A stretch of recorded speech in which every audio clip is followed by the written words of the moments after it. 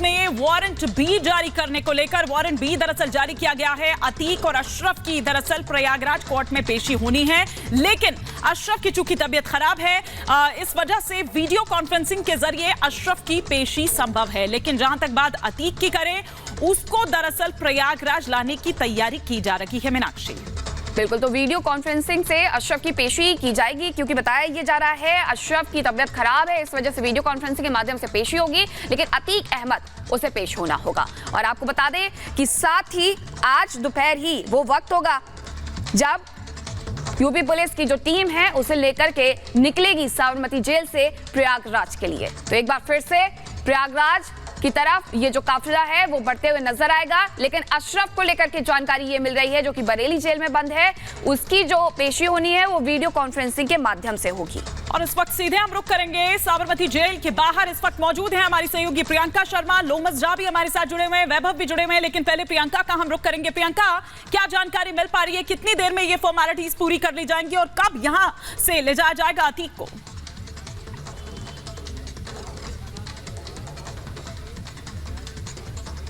जी बिल्कुल, जैसा कि हम लास्ट टाइम भी आपको दिखा रहे थे, सारे जो विजुअल्स हैं मेरे पीछे मैं आपको दिखा दूं, यूपी पुलिस की जो 2 सिक्योरिटी वैन्स है जो यहाँ पर ऑलरेडी यहाँ पहुंच चुकी है साबरमती जेल के जस्ट बाहर से हम आपको ये सारी तस्वीरें दिखा रहे हैं। और जैसा कि पिछली बार भी हमने देखा था कि पूरी तरह से जो सिक्योरिटी का बंदोबस्त किया गया था वो इस बार भी ज़रूर हमको देखने को मिल रहा है, क्योंकि सिक्योर वैन्स के पास हम ज़रूर जाएंगे और अंदर के भी विजुअल्स आपको दिखाने की कोशिश करेंगे, क्योंकि यहाँ पर आप देख सकते हैं कि जो 2 सिक्योर वैन्स जो हैं जिसमें अतीक अहमद को पिछली बार भी लेकर जाया गया था, 6 गनमैन के साथ में लेकर जाया गया था। और उसी के साथ साथ जब हियरिंग में जब हुई थी और उसके बाद जब प्रयागराज जेल में लेकर जाया गया था, तो सारे जो सिक्योरिटी मेजर्स हैं वो ध्यान में रखे गए थे। और यही सिक्योरिटी मेजर्स हम आपको इस समय दिखा रहे हैं साबरमती जेल के बाहर। इसके अंदर भी आपको हम दिखा दें, दूसरी जो सिक्योरिटी वैन है उसमें कई सारे जो गनमैन है, जो पुलिस कर्मी है, वो ऑलरेडी यहाँ पर मौजूद है। और यही जो लोग हैं, यही पूरा जो कॉन्वॉय है पूरा अतीक अहमद को लेकर जाएगा।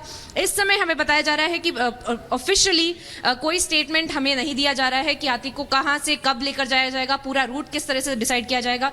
जैसा कि पिछली बार भी हुआ था, यूपी पुलिस ज्यादा इसके बारे में जानकारी नहीं देना चाहती बिफोर हैंड। और हमें यह बताया जा रहा है कि अंदर जो यूपी पुलिस की टीम है ऑलरेडी मौजूद है, जो कागजी कार्यवाही है, जैसा कि हम बात कर रहे थे, कागजी कार्यवाही के लिए जो यूपी पुलिस की टीम है जो अंदर मौजूद है और साबरमती पुलिस कर्मियों के साथ में बातचीत चल रही है। पूरा जो कोऑर्डिनेशन होता है वो पूरी तरह से किया जा रहा है दोनों राज्य की पुलिस के बीच में। और इस समय हम आपको दिखा रहे हैं सारी तस्वीरें जो यूपी पुलिस के जो वैन्स हैं, सिक्योर वैन्स हैं,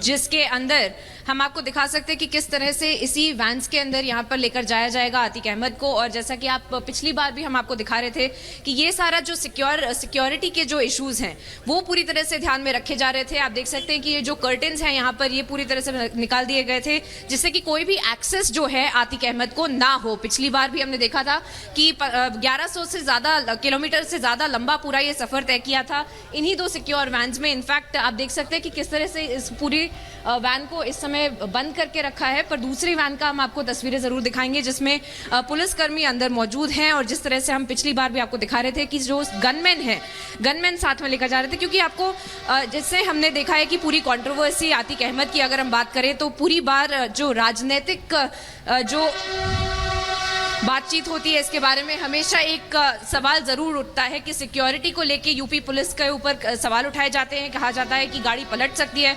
ये सारी चीजें पिछली बार भी हमें देखने को मिली थी, सुनने को मिली थी, पर इस बार भी हम दिखा रहे हैं कि किस तरह से यूपी पुलिस और गुजरात पुलिस किस तरह से सिक्योरिटी का पूरी तरह से ध्यान रख रही है। और इस समय हमें बताया जा रहा है कि कागजी कार्रवाई के लिए जो सीनियर ऑफिशियल्स हैं यूपी पुलिस के वो अंदर मौजूद हैं साबरमती जेल के अंदर, सेंट्रल जेल के अंदर, और वही पुलिसकर्मियों के साथ में कोऑर्डिनेट कर रहे हैं। और उसी के बाद हमें कुछ ऑफिशियल एक स्टेटमेंट जरूर मिल सकता है कि अतीक अहमद को आज लेकर जाया जाएगा और किस तरह से लेकर जाया जाएगा और आगे की किस तरह से कार्यवाही की जाएगी यूपी पुलिस की तरफ से।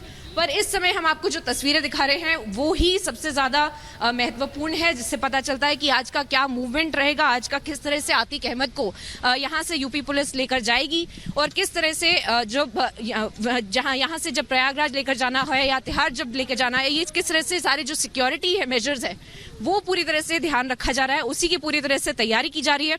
इनफैक्ट कुछ यूपी के कर्मचारी जो हैं यहाँ पर मौजूद भी हैं। उनसे कई बार हमने सवाल जवाब करने की कोशिश भी की, पर इस समय वो ज़्यादा जानकारी नहीं देना चाह रहे हैं।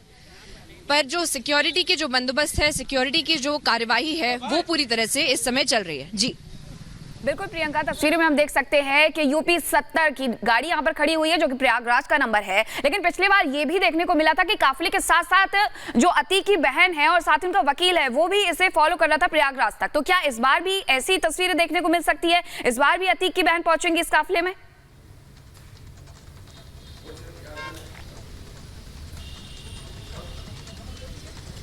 जी बिल्कुल, उसकी जानकारी हमें वहां पर पहुंचने के बाद ही पता चलेगी। पर इस वक्त अगर हम ऑफिशियल्स की अगर हम बात करें, तो साबरमती जेल की अगर हम बात करें, तो अगर हम पूरा जो उनका ये लेकर जाया जाएगा, किस तरह से सिक्योरिटी का अरेंजमेंट किया जा रहा है, किस तरह से प्रिपरेशंस की जा रही हैं और यहाँ से लेकर कब जाया जाएगा, ये सारी चीज़ें ऑफिशियली अभी तक नहीं बताई जा रही हैं। पर आज के दिन में जिस तरह से हम देख रहे हैं सारी तस्वीरें साबरमती जेल के बाहर, उससे ज़रूर अंदाज़ा पता चलता है कि किस तरह से आतिक अहमद को पिछली बार की तरह सेम प्रोटोकॉल को फॉलो करते हुए लेकर जाया जाएगा। और सेम वैन्स जो हैं हमें देखने को मिल रही हैं कि पुलिसकर्मी भी पूरी तरह से यहाँ पर तैनात खड़े हुए हैं और यहाँ पर पूरी तरह से सारी जो प्रोसीजर्स है, जो तैयारियां हैं वो की जा रही हैं। और जो फैमिली मेंबर्स की बात करें, तो हमने पिछली बार भी देखा था कि किस तरह से 1100 किलोमीटर से ज़्यादा पूरा जो लंबे सफ़र में कई बार ये सारी चीज़ें, ये सारी तस्वीरें हमें ज़रूर देखने को मिली थी। पर जैसा कि दूसरी बार अब ये होने जा रहा है, ये दूसरी बार साबरमती जेल से आतिक अहमद को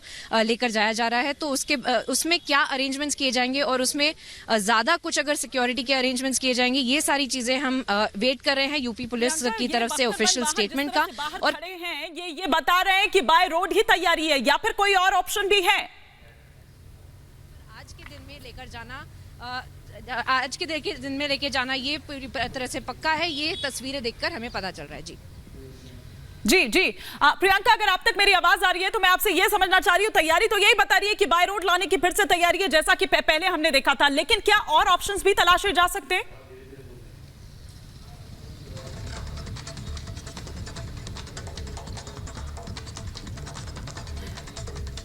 जी आपका सवाल थोड़ा कट गया था, पर मैं आपको तस्वीरें ज़रूर दिखाती रहूँगी, क्योंकि साबरमती जेल के बाहर से हम आपको सारी तस्वीरें दिखा रहे हैं। यहीं से हमें पता चल रहा है कि कब आतिक अहमद को निकाला जाएगा, यहाँ से कब आतिक अहमद को लेकर जाया जाएगा। और प्रयागराज का, जैसा कि आपने बताया, जो नंबर है उसमें उधर लेकर जाया जाएगा वापस से।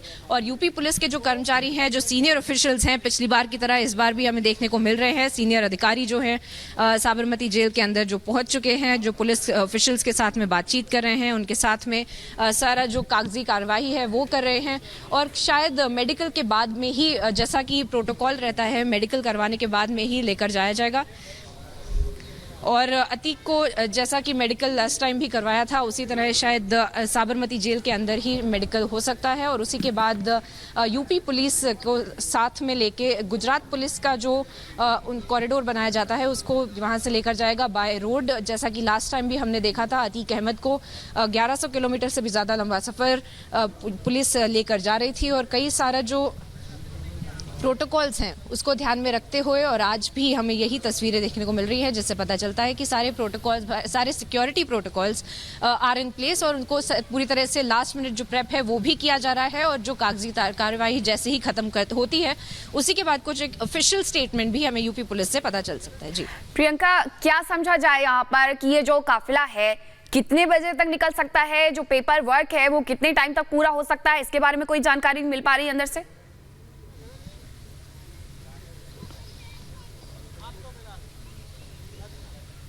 जी, जैसा कि मैं बता रही थी, कुछ ही देर पहले यूपी की पुलिस जब यहाँ पर पहुंची है, उसके बाद से जब से कागजी कार्यवाही चल रही है, 1 घंटा करीब हमें पता चल रहा है अंदर से कि उसी टाइम के अंदर हमें थोड़ी सी क्लैरिटी भी मिल जाएगी कि आतिक अहमद को किस तरह से लेकर जाया जाएगा और क्या प्रोटोकॉल्स फॉलो किए जाएंगे। हालांकि इस समय जो हम आपको तस्वीरें दिखा रहे हैं, उसी से काफ़ी सारी चीज़ें क्लियर हो जाती हैं, उसी से काफ़ी सारी चीज़ें पता चल जाती हैं कि क्या प्रोटोकॉल रहेगा और किस तरह से कार्यवाही यूपी पुलिस की भी आगे की जा रही है। क्योंकि क्योंकि अगर हम बात करें तो खाली जाने ले जाने की बात नहीं है, आगे इन्वेस्टिगेशन है, इंटरोगेशन है जो यूपी पुलिस की तरफ से की जा रही है। और उमेश पाल जो केस है उसके अंदर काफ़ी सारे जो नए खुलासे आए हैं, एविडेंसेस आए हैं, और जो रेड्स भी हमें देखने को मिल रही थी कि उमेश पाल केस के अंदर आतिक अहमद के प्रेमिसेस पे, घर पे कई सारे जो रेड्स भी जो हो रहे थे, उससे भी कई सारी जो इन्वेस्टिगेशन के जो पॉइंट्स है वो भी निकल कर आ रहे हैं। पर इस समय जो हमें इस देखने को मिल रहा है ग्राउंड पे कि यूपी पुलिस की जो कार्यवाही है उसको आगे बढ़ाने के लिए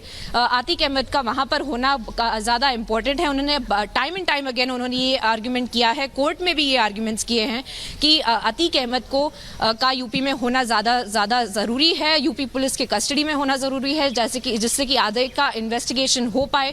पर हमने देखा है कि आतिक अहमद ने बार बार जो सुप्रीम कोर्ट में भी जो याचिका हाजिर की थी उसमें भी कहा था कि उसकी जान को खतरा हो सकता है और यूपी पुलिस की कस्टडी में वो नहीं रहना चाहता, वो साबरमती जेल में रहना चाहता है। पर ये बात पिछली बार भी हमें देखने को मिली थी, ये बात पिछली बार भी छिड़ी थी, और उसी को देखते हुए हम इस बार भी देख रहे हैं कि सिक्योरिटी प्रोटोकॉल्स को कड़ा किया जा रहा है। और जो यूपी पुलिस की टीम है वो गुजरात पुलिस की मदद लेके गुजरात का जो पूरा गुजरात का बॉर्डर है वो क्रॉस करेंगे और उसी के साथ साथ आगे राजस्थान होकर और जो रूट पहले बनाया गया था उसी में यूपी पुलिस वापस आतिक अहमद को लेकर जाएगी।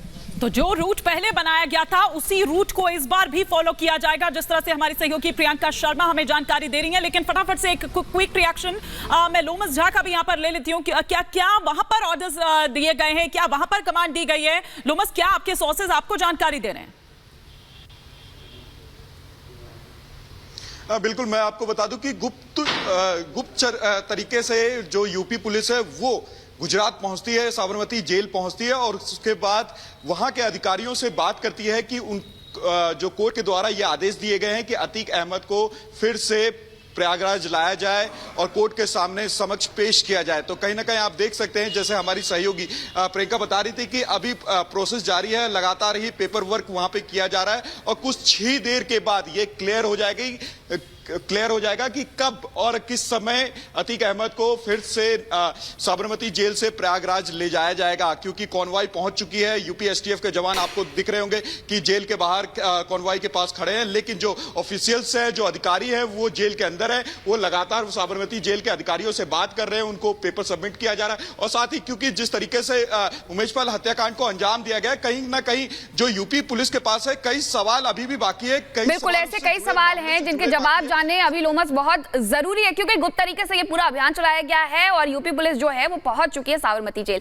आपके पास लौटते हैं, इस वक्त की एक बड़ी खबर आ रही है, प्रयागराज से ही जुड़ी है ये बड़ी खबर, जहां अतीक के बेटे असद पर खुलासा हुआ है। असद की लाल डायरी से कई राज खुल सकते हैं। पुश्तैनी घर के स्टोर से लाल डायरी बरामद की गई है। डायरी से उमेश की रेकी के सबूत भी मिले हैं। तो इस वक्त की देखिए ये सबसे बड़ी खबर, जहां असद के घर से एक लाल डायरी बरामद की गई है और इसमें पूरी तरीके से दिखाया गया है, लिखा गया है कि उमेश की रेकी कैसे करनी है। यानी कि कई सबूत है उमेश को लेकर के कि रेकी किस तरीके से करनी है, कहां से करनी है, कैसे आगे बढ़ना है, और ऐसे कई चीजें हैं जिसको लेकर के असद की लाल डायरी राज खोल सकती है।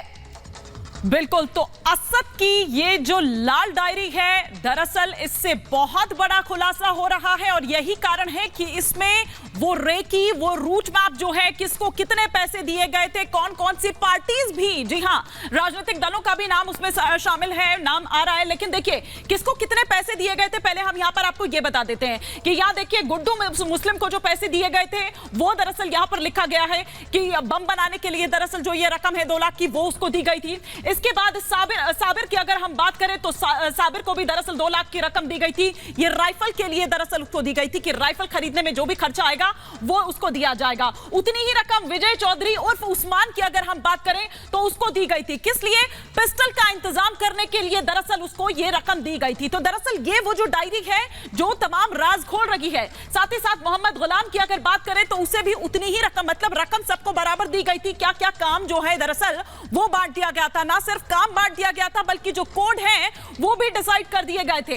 यहां बात करें असद कालिया की, असद कालिया जो कि एक इंपॉर्टेंट, अगर हम देखें यहां पर तो कड़ी है इस पूरे मामले में, उसको भी राइफल के लिए दरअसल जो रकम है, जो पैसा है, वो वहां पर पहुंचाया गया था। असद कालिया का नाम आया था कि किस तरह से ये दरअसल जो अतीक का बेटा है उसका ये करीबी है, किस तरह से उसको ये मदद करता रहा और साथ ही साथ किस तरह से दरअसल उसको हर तरह से पैसों से हो या फिर वो तमाम चीजें वो दरअसल पहुंचाए जाते रहे। लेकिन सृष्टि हमारी सहयोगी इस वक्त हमारे साथ जुड़ चुकी है और विस्तार से जानकारी देने के लिए। सृष्टि, लेकिन एक बार फिर से हम देख रहे हैं कि वही सारा प्रोसेस, वही सारी प्रक्रिया अब दोहराई जा रही है।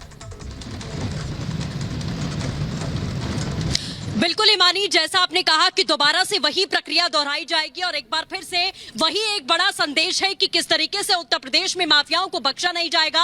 अतीक को ऐसा लगा होगा कि वापस साबरमती जेल पहुंच चुका है तो अब कहानी खत्म, लेकिन उमेश पाल हत्याकांड में एक एक कड़ी को जोड़कर लगातार यूपी पुलिस कार्रवाई कर रही है और जिस तरीके से पूरा कुनबा फरार है, आयशा यानी कि अतीक की जो बहन काफिले को फॉलो कर रही थी उसे आरोपी बनाया गया है और वो अब फरार चल रही है, यानी कि पूरा परिवार जो है इस वक्त वो भागा भागा फिर रहा है और अतीक को दोबारा लेकर आ जाएगा। इस बड़ी खबर पर बने हैं, पल पल की अपडेट आपको देते रहेंगे। आपके पास लौटे बीच एक और बड़ी खबर आ रही है, वो दर्शकों को बताते हैं। तो देखिए यहाँ पर लगातार एक के बाद एक जो खुलासे हैं वो इस पूरे केस में हो रहे हैं।